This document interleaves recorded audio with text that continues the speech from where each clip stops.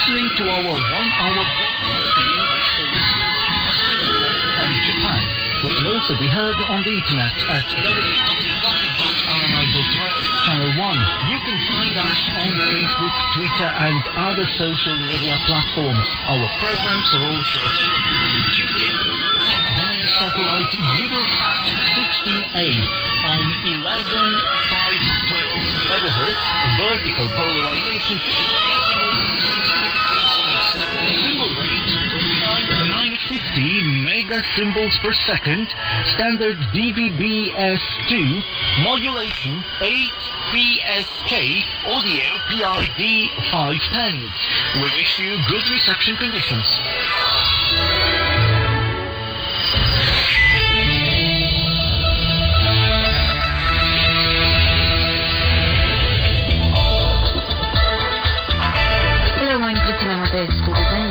Today's headlines.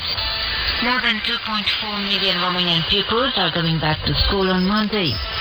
The state budget for 2021 is expected to be published for public consultation on Monday. And 6 Romanian players are in action in the opening round at the Australian Open in the women's singles.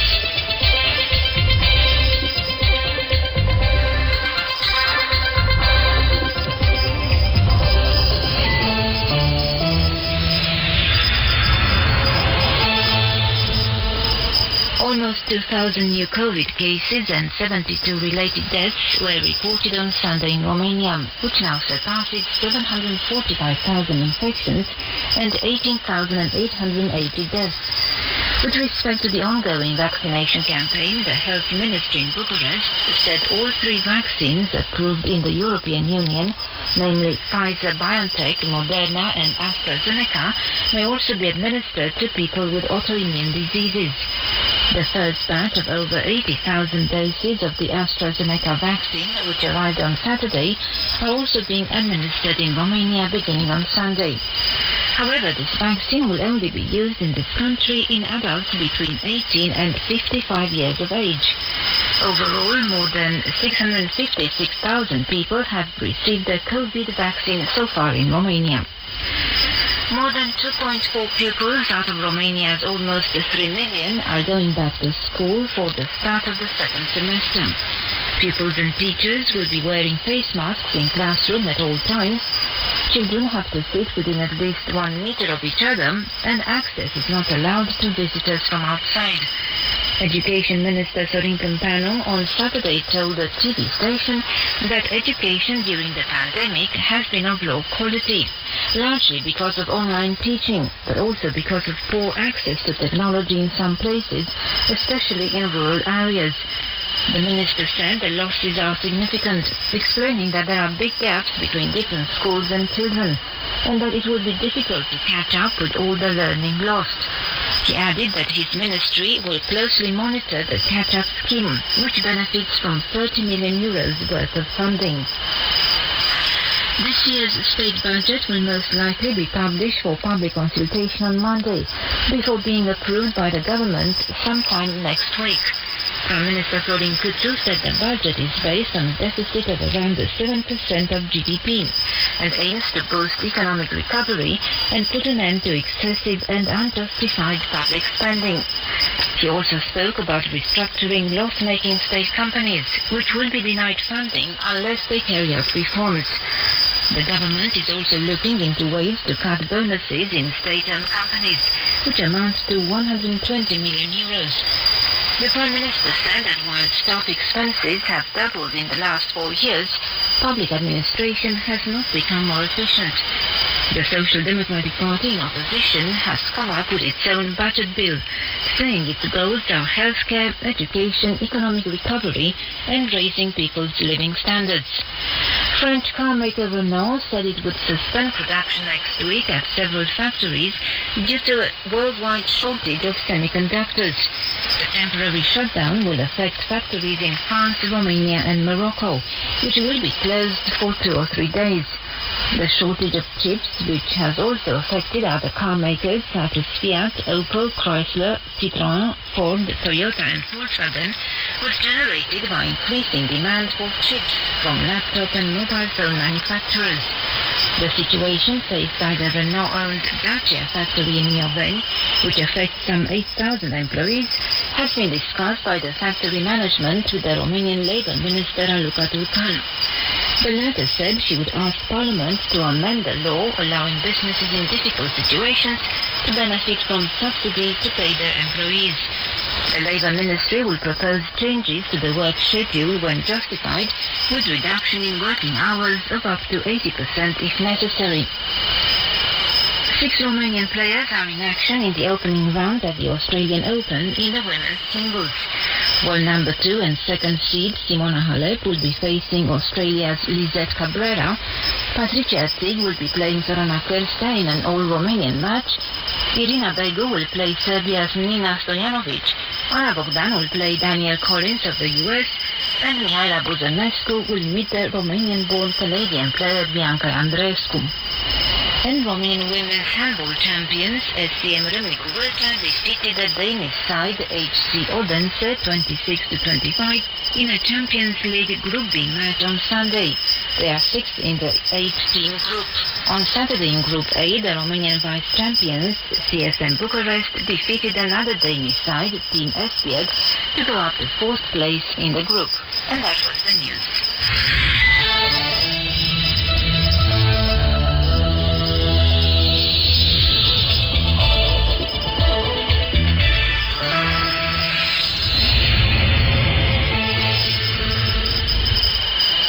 This is Radio Romania International broadcasting from Bucharest. Business Flash.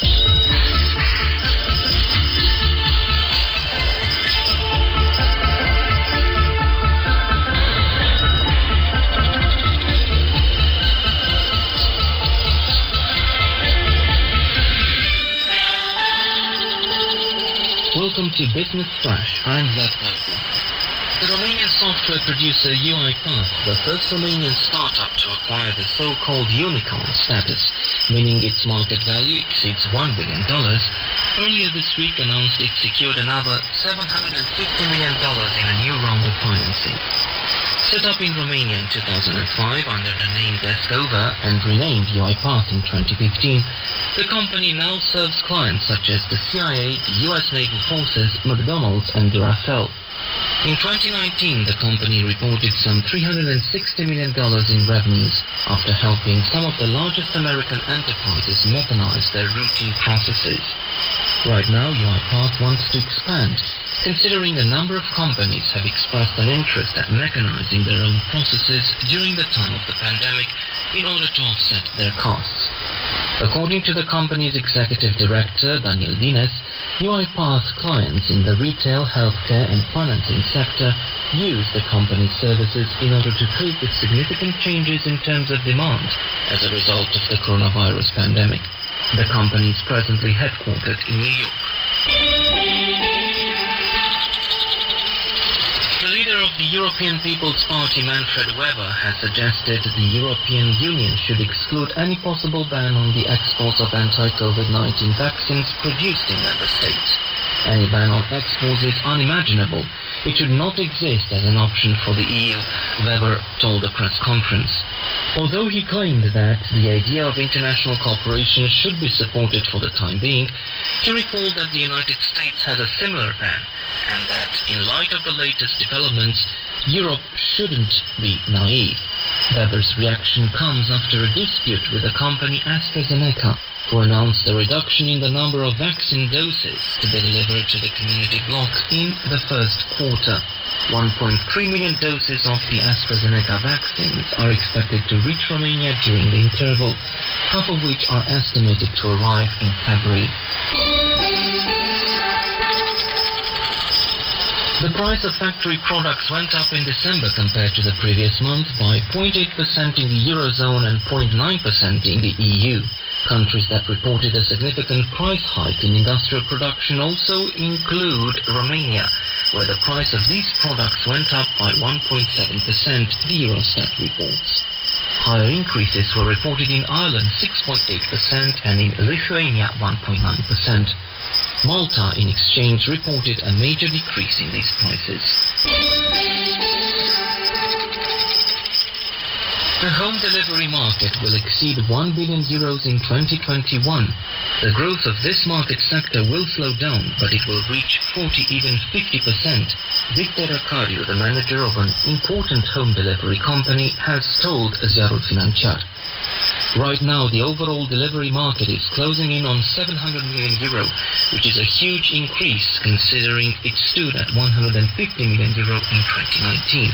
Victor Arcadiu added, an estimated 7 million Romanians purchased online products with home delivery in 2020.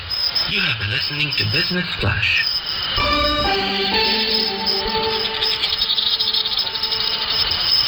This is Radio Romania International, broadcasting from Bucharest. Panorama.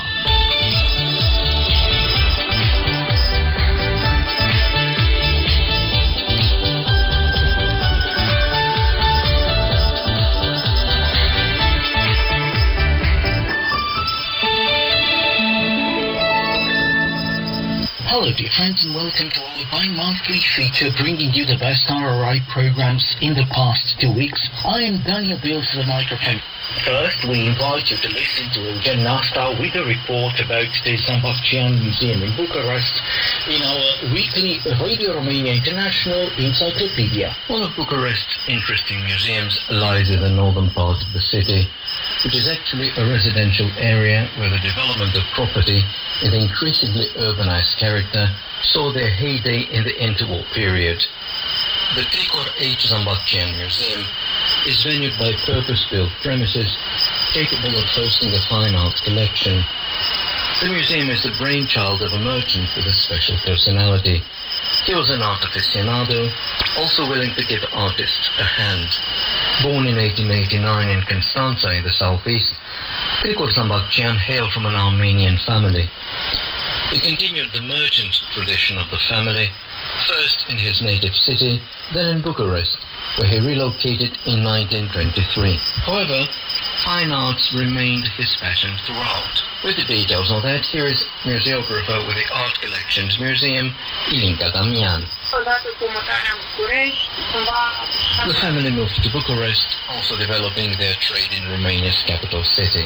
All his life, Zambacchian was in the fabric printing business and in the textile material trade in a broader sense. Apart from that, his great passion was collecting fine art objects, in principal Romanian paintings and in the subsidiary French paintings. Zambacchian discovered his passion for art when he was a student in Paris.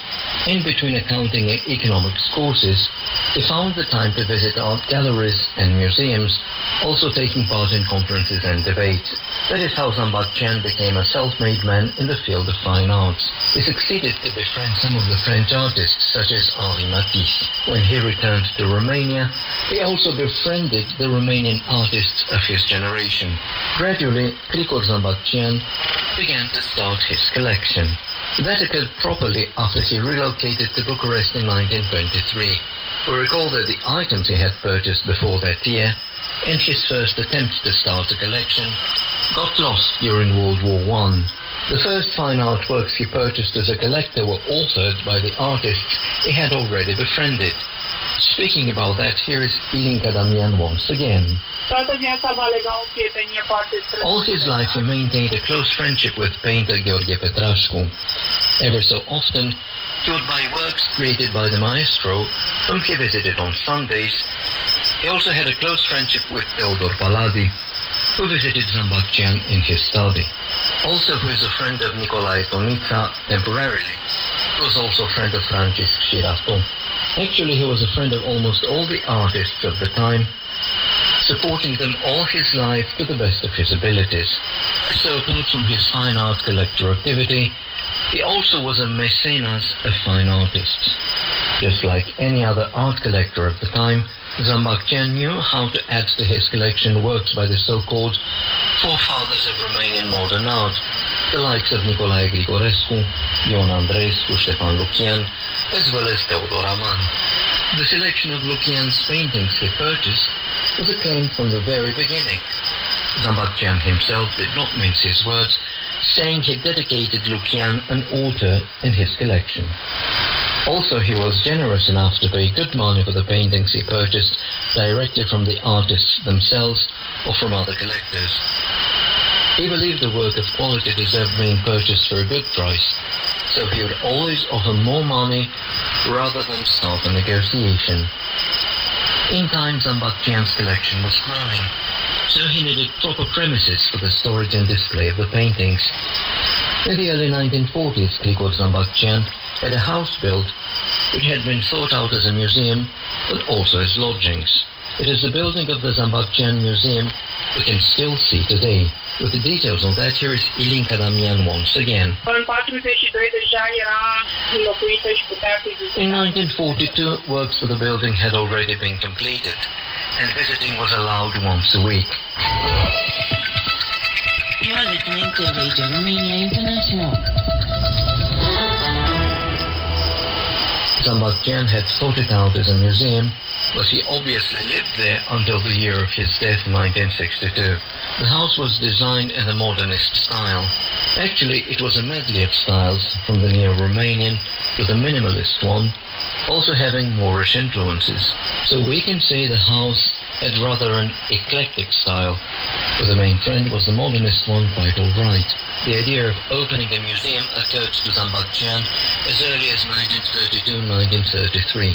Even before he had the house built, he initiated talks with the municipality of Bucharest, but they failed to reach an agreement as to the premises where the works of art would be exhibited. The initial plan was to donate the art collection stored in the house he lived in at that time, which was obviously inappropriate for exhibiting and visiting purposes. Negotiations with the municipality had no positive outcome, yet Zambakyan was adamant in fulfilling his wish, that of creating an open-to-everybody museum.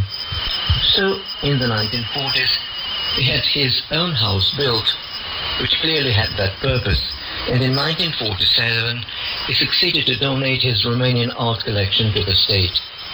The donation proper was achieved in 3 stages in 1947, 1957 and 1962, the year of his death. As we speak, the collection includes 300 works of Romanian and European painting and sculpture. During the communist regime, the collection was unfortunately taken to other premises.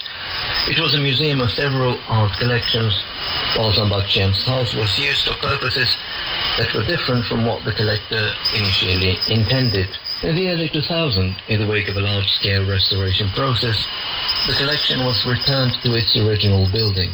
Today the Zambakyan residence, but also the collection are open to visitors, just as their creator and initial owner wanted. In the following minutes, our colleague Ana Maria Popescu will be referring to the winter count of waterbird species.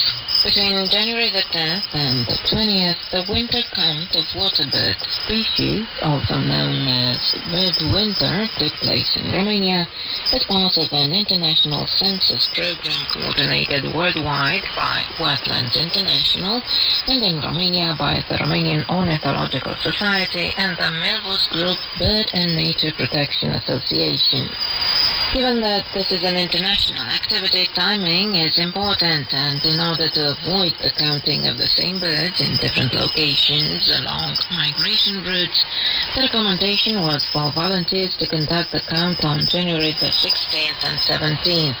Cristian Domșa of the Romanian Ornithological Society was in charge with coordinating volunteers, and he gave us a few details on the winter count of waterbird species. Este un program în mod tradițional voluntar. Încă din anii 70-80 se colectează date sistematice. This is a traditionally volunteer program. Data has been collected systematically under this program ever since the 1970s and 80s. The main targets, so to say, are the major locations, including large bodies of water, particularly in the plain area, with rivers and artificial lakes, and of course all bodies of water in the Danube floodplains, in the Danube Delta, and along the sea coast. Volunteers can go to any location they see fit. Over 100 volunteers have taken part in this year's program. They provided information on close to 500 bodies of water. This information is currently being centralized, and the data on the number of water birds in Romania will be available soon.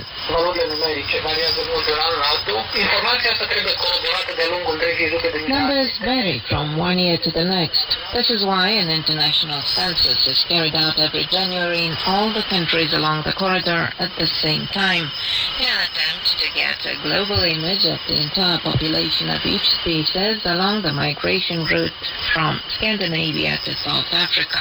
So if, for example, in Romania the winter is particularly harsh, there will be fewer birds, but they will be found down south.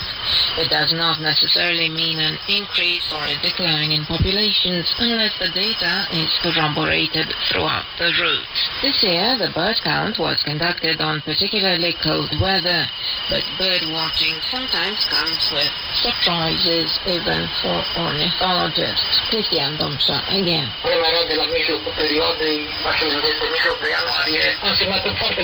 The cold, freezing temperatures this mid-January mean a lower number of birds than we had expected in a lot of locations.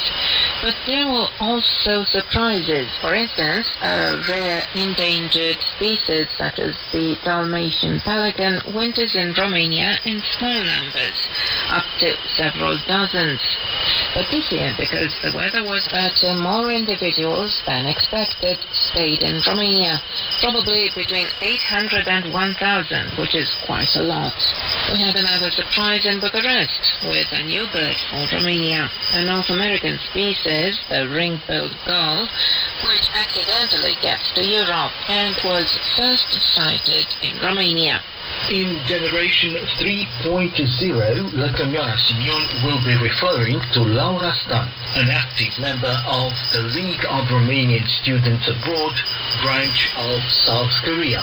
Laura Stan is from the city of Kostești in Argeș County, and at the age of 29, she leads the South Korean branch of the League of Romanian Students Abroad. She arrived in Seoul in 2017 through the International GKS Scholarship, fully funded by the Asian state, and previously called the Korean Government Scholarship Program. Before leaving Romania, Laura Stan graduated from the Faculty of Foreign Languages of the Bucharest University and attended International Relations and European Studies courses at the Nicolae Titulescu University. She's currently pursuing a master's degree in Korean studies at the Konkuk University in Seoul. Next, Laura will tell us about how she got to Korea. It's a 10-year-old story. One evening I saw a Korean historical series and fell in love with the language, first and foremost with the Korean history, culture, and aesthetics. I started getting information on the internet. I wanted to go to college to study the French and Korean languages. But at that time, the University of Bucharest offered the possibility to study Korean language minor every 2 years. And unfortunately, when I had to apply, there was no such a possibility. So I had to focus and started learning on my own. I got to know the community of people interested in Korea and Korean culture. I found out about this scholarship. I applied, and I was very happy that I managed to get it from the first year, said Laura. Laura says that she has encountered in Korea situations that are impossible to find in Romania nowadays, and the people with an extremely developed sense of civic responsibility. For her, contact with the Korean civilization was not so hard because she had already got in contact with the language and customs. I have to admit, I was a bit used to the Korean community in Romania. The shock was not so big, the cultural shock, I mean. But I came across various situations that surprised me a bit. I was very shocked that there was no rubbish bin on the street, but the streets are clean. I call it a form of civic responsibility. I was lucky to meet a lot of welcoming people. I think experiences can be different.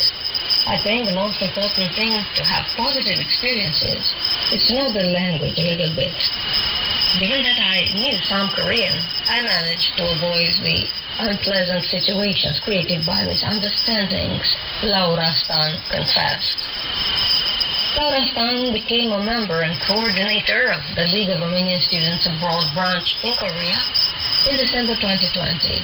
Inactive since 2016, the organization was revived and already has 7 members. And according to Laura, the moment is very favorable for promoting Romanian culture and traditions, thanks to the openness to new things which the South Koreans have shown in recent years. In Traveler's Guide, Călin Coțoiu takes you to Râșnov in central Romania. In August 2009, Râșnov became the first tourist city in Romania promoted with European funds. We can discover here a place rich in history, documented as far back as 1331, and whose emblem, the rose, has been used since the Middle Ages. The main attraction, by far, is the medieval fortress, where many cultural events are held nowadays. But at the same time, Râșnov is also the destination of choice for active vacation lovers. Daniela Bonta, president of the Rosenau Tourist Association of Râșnov, told us why we have to pick the city for our vacation destination. Pentru că este curăț și ospitalier, cu spații largi, aerite, imediat are vecinătatea părinților. Because it is clean and hospitable, with wide open spaces very close to the forest, and crowd-free. With our careful handling of the pandemic, we managed to maintain our infection rate below 2%. So we are inviting tourists to visit our objectives: the Fortress Valley Cave, the Old Romanian Church, and the Evangelical Church. Tourists can safely take accommodation in hotels and B&Bs, dine in our restaurants, take a walk or bike ride, enjoy the horse riding programs, or have a trek in the forests. Accommodation is now available across the city. Restaurants are now open at 30% capacity, and most have adopted and added a delivery and catering service. Each restaurant in Râșnov has gardens that offer a sight of the mountains, the forests, or the fortress. We have marked already the tourist trails or refreshed markings on the existing ones, and in spring we will mark bike trails as well. The 5 cycling trails that we have will be marked at international standards. We have constant support from the local administration in developing Râșnov's tourist potential and having a sustainable, durable, and quality tourism.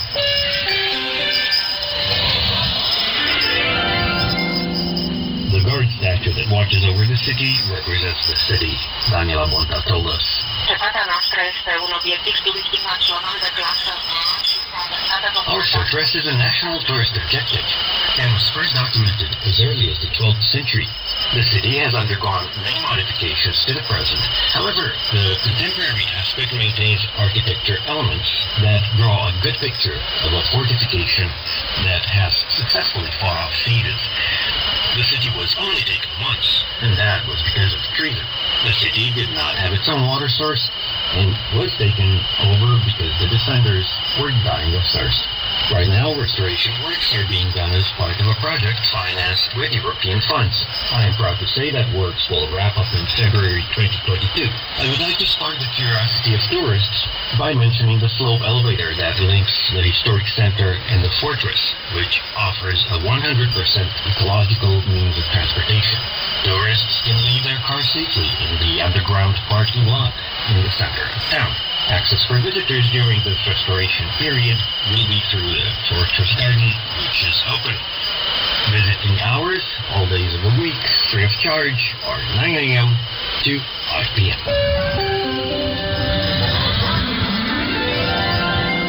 Another tourist objective is the Evangelical Church. The edifice has always been the place of worship for the Saxon community in Râșnov, says Daniela Bonta.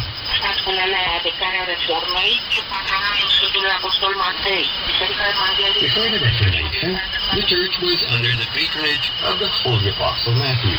The Râșnov Evangelical Church was documented as early as the 12th century, just like the old Romanian church monument. This is believed to be the oldest elevated Orthodox church in southeast Transylvania. The edifice has always been the parochial church for the Dobrica neighborhood in Rysnov.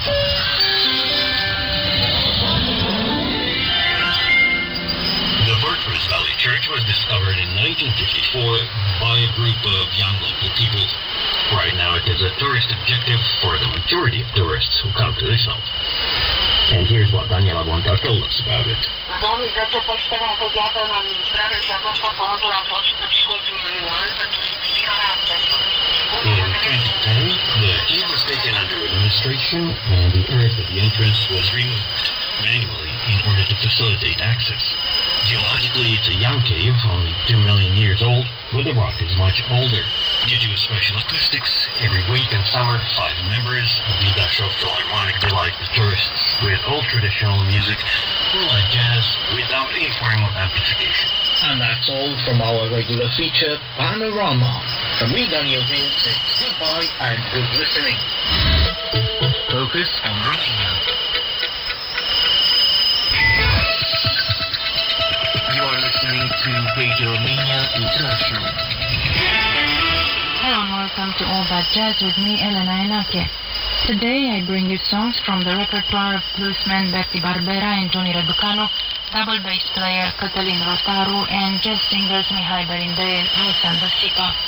The thing they have in common is the fact that besides their passion for music, they were all born in the month of January.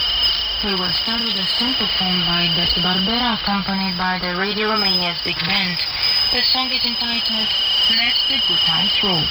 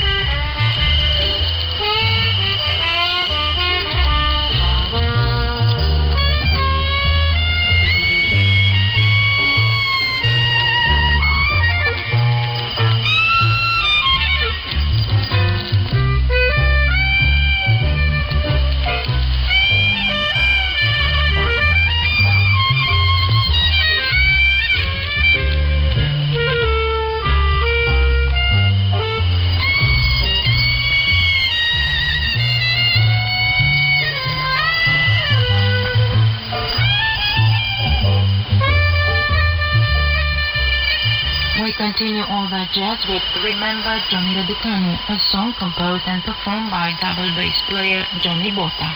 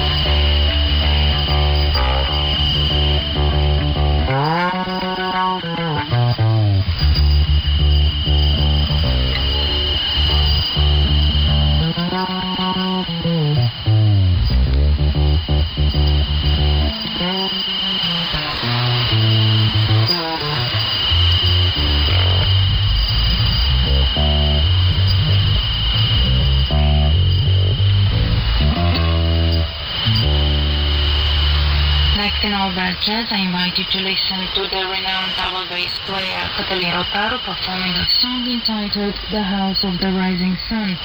Accompanying him are drummer Josip Trandler and vocalist A.J. Winberger.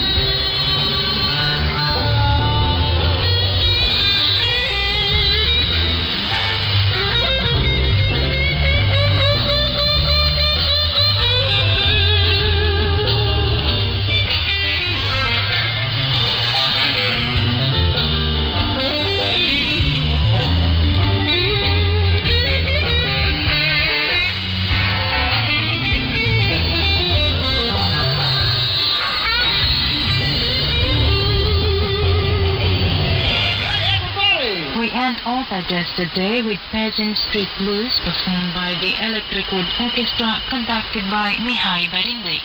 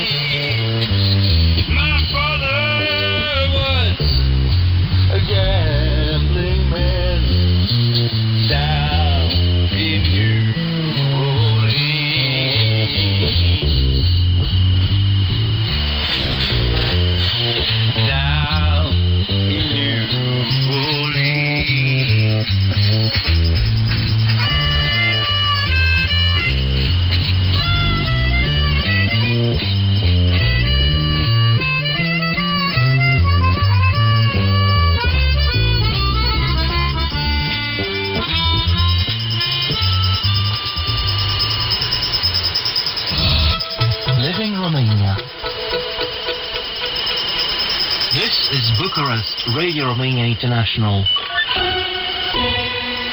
Listener's Letterbox.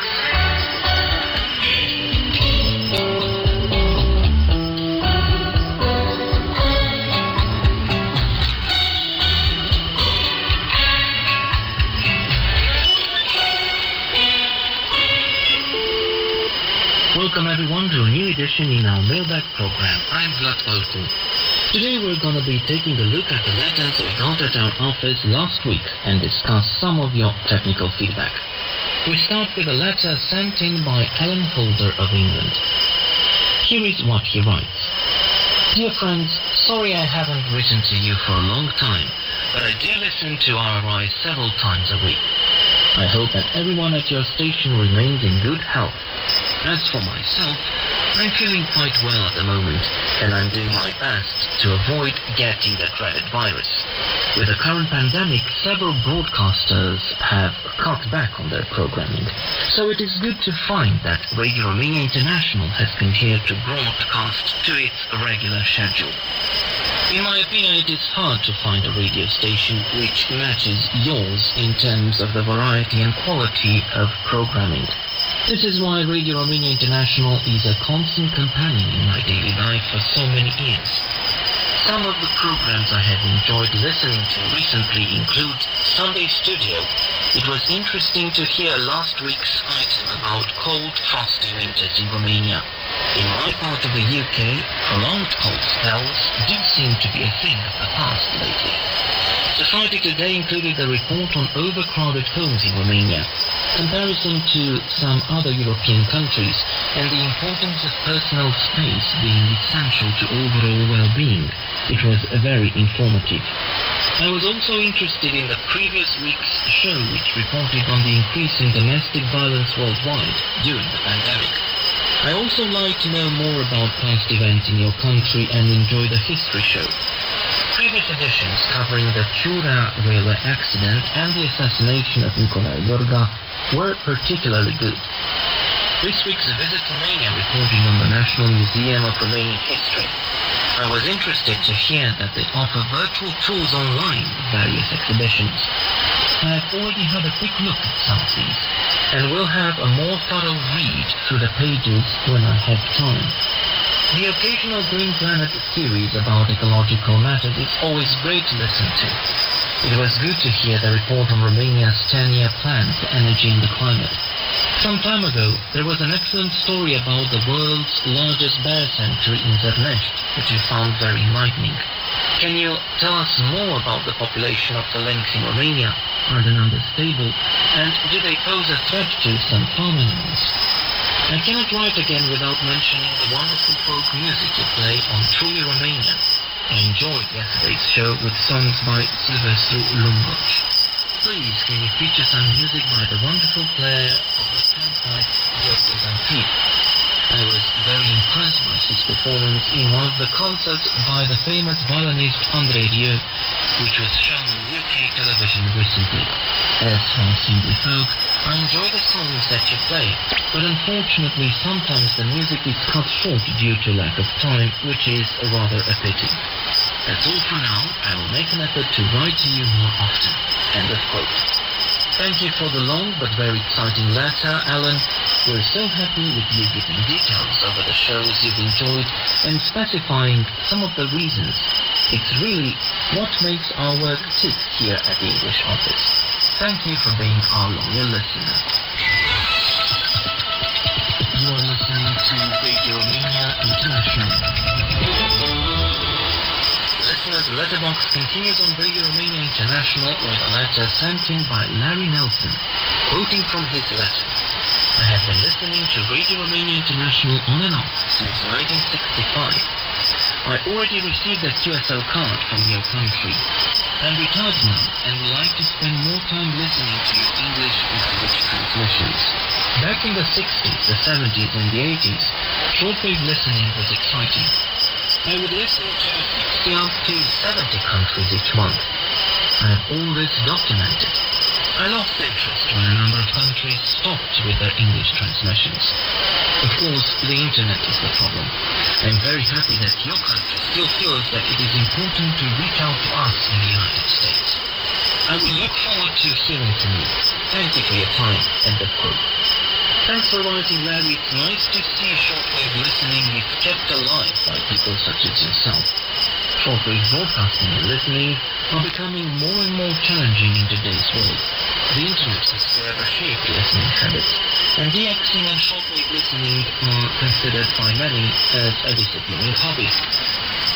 We hope our station will continue to keep broadcasting on the shortwave for as long as possible. Thanks for writing as well. Next, we say hello to Chris Melba from Canada. Chris wrote to us on January 29th, reporting good listening conditions for the frequency 7345 kHz.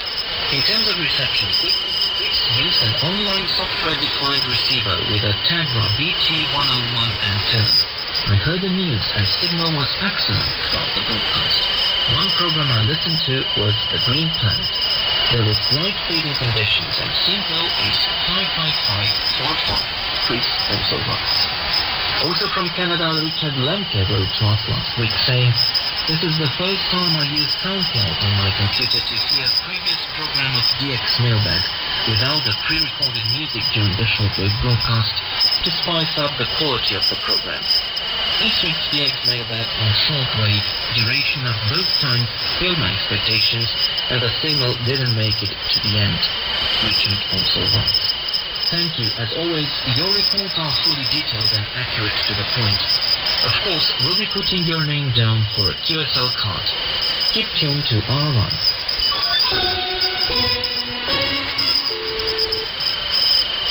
Moving on with our show, we say hello to Alan Gale of England, who writes, quote, "We are still in lockdown here, but at last, it looks like the infection and death rates are finally starting to drop once more, as things have been pretty bad in some parts of the country as the new and more deadly COVID variant spreads.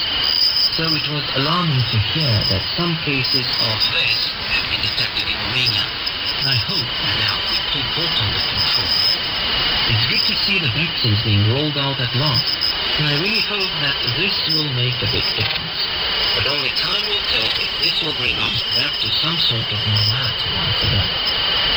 Radio has proved to be more important than ever in recent months, and it's very helpful to know what is happening in other countries and how they are dealing with the pandemic. Anyway, I hope you are all well, that we all come out of this disastrous period soon, and we are soon able to venture outside our local areas once again. Thank you as always for all the great and informative programs and for keeping us well informed on developments in your part of the world. This is always appreciated." End of quote. You are right, Alan, the lockdown hasn't been easy on us either, but hopefully the lessons we've learned so far will help us emerge stronger from this difficult period. And with several vaccines now being rolled on European markets, hopefully this pandemic will be over soon. Thanks for writing. And with that, we wrap up today's edition of Listener's Letterbox. It's good you've chosen to tune into our program today as well. We'll leave you now and we'll pass on their song, Just for Her. This is Vlad Valku, signing off.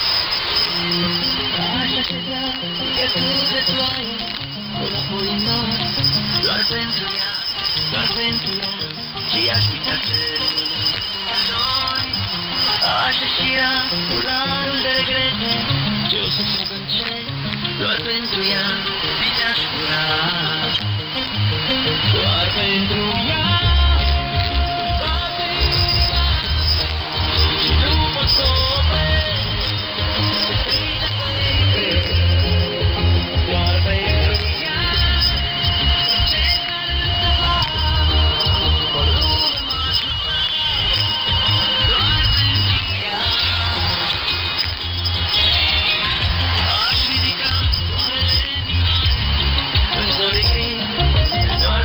ea, doar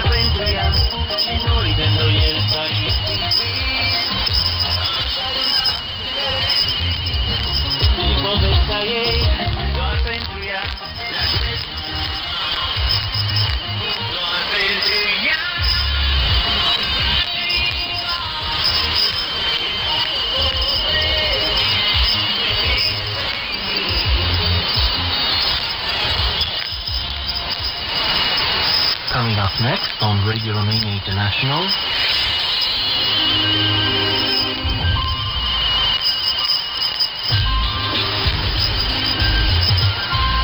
Simply Folk.